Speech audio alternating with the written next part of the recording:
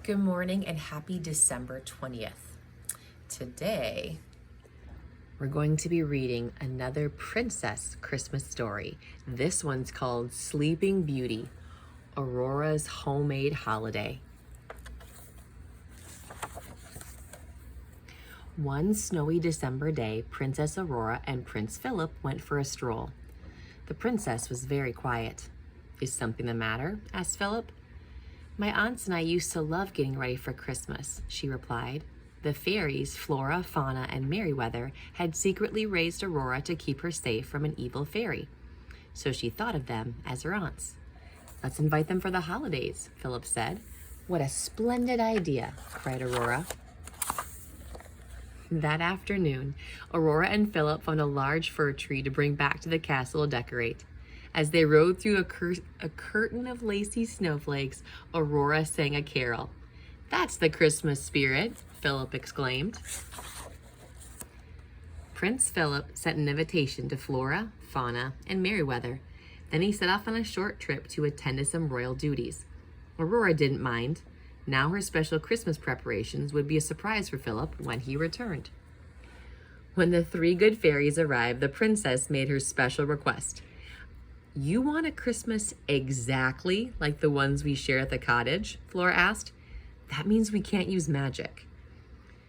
"You'd better take our wands so we're not tempted to use them," Fauna said to Aurora.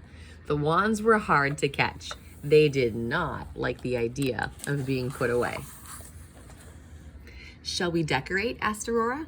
She led the fairies to baskets of evergreen branches, ornaments, and bows. "Let's start trimming the tree," exclaimed Merryweather. "We should hang the evergreen branches first," Flora said. Waiting for her two aunts to agree would take all day, so Aurora suggested that she and Flora put up the branches while Fauna and Merryweather decorated the tree. After the busy morning, the last stocking was finally hung above the fireplace. Aurora and her fairies began baking. "I can't wait until Phillip tastes your special layer cake," said Aurora, "and the rolls with jam inside." "We'll need lots of red frosting," Flora announced. "Green frosting is prettier," said Merryweather. "We'll use both," Aurora declared. The next day, it was time to think about gifts. "I want to give Phillip a homemade present," Aurora said. "But what?" "How about a shirt?" Flora suggested. "I don't know how to sew," the princess replied. "We'll show you how." Aurora and the fairies spent the day sewing. As Aurora worked on her present for Phillip, she began to smile. "Do you remember the stockings you made when I was a little girl?" she asked. "Of course," said Flora. "We forgot to stitch up the bottoms and the gifts fell out." "You'd say, 'Look, her stocking is empty. We'd better fill it up with more treats,'" Aurora said. She laughed along with the fairies as they shared their happy memory. "Oh dear," said the princess, looking down at her sewing. "This shirt isn't looking quite right." Her aunts quickly set aside their projects to help Aurora.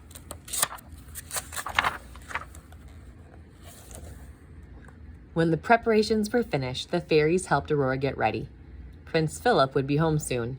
They made a wreath of holly for her hair. Flora suggested a red dress. Merryweather preferred a blue one. Then Fauna held up a beautiful purple gown. It was perfect. Flora and Merryweather had to admit the dress looked lovely on the princess. The last thing Aurora had to do was wrap the prince's gift. Once again, she asked for the fairies' help. When they were finished, the princess placed the present under the tree. Prince Phillip arrived back at the castle that afternoon.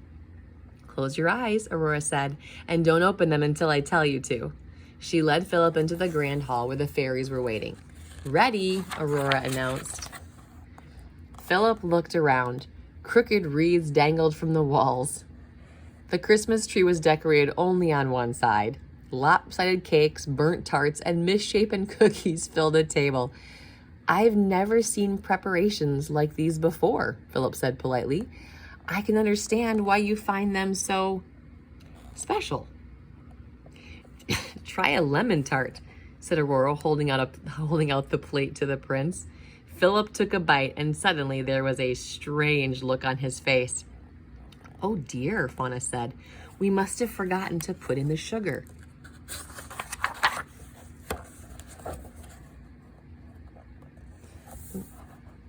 see his face. Aurora handed Philip his gift. One more surprise. A shirt, said the prince, opening the box. He put on his present, and the princess and the fairies burst into laughter. Oh dear, that's certainly not the right size, Aurora said. Nonsense, Philip insisted. It's a perfect fit.